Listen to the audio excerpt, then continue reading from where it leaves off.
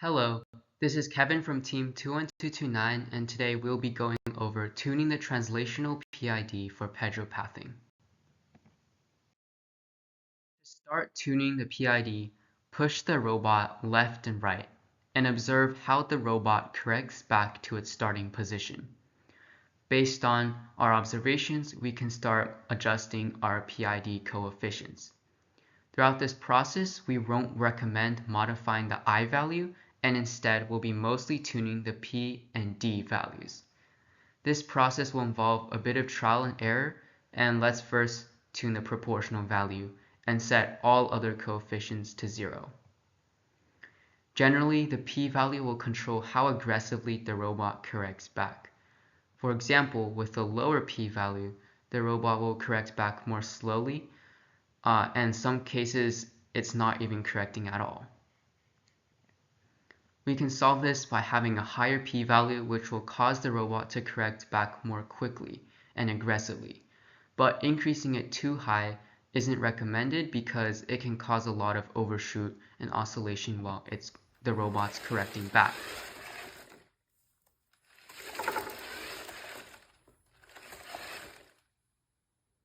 Therefore, we like to adjust our p-value such that the robot can accurately correct back to its position with less overshoot, and generally this value will be somewhere in the range of 0 point something.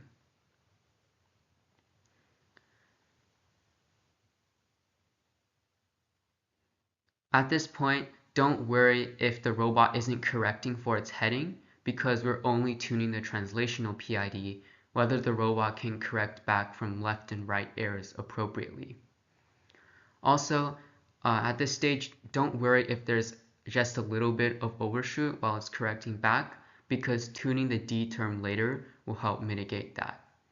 And finally, if you're using a dual PID system, the first PID we're tuning is the main PID, which is supposed to help the robot correct back from larger errors.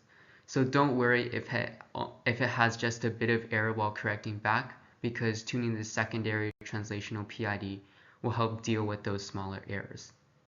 Now, let's move on to tuning the D value.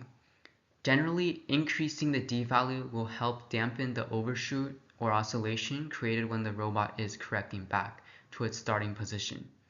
So if the robot has some oscillations, you can start by increasing the D value. However, increasing the D value too high will only cause more oscillations, as shown here. Since this is clearly wrong, we'll need to decrease the D value from 0.1.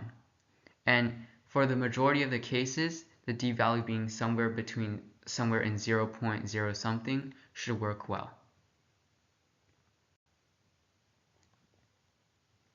So as you can see, compared with just the P value, the D value helps significantly reduce any overshoot the robot was experiencing. If you don't have a dual PID system enabled, then congratulations, you're done with tuning your translational PID. Otherwise, if you do have a dual system enabled, then let's move on to tuning the secondary PID coefficients. This will be mostly the same process as before, except that you're most concerned about the robot's ability to precisely correct from small errors. Shown here is a well-tuned small PID.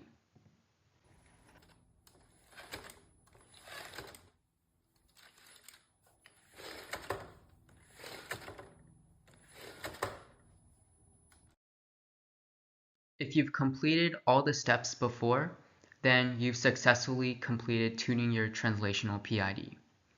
Here's an example of what a pretty well-tuned translational PID would look like.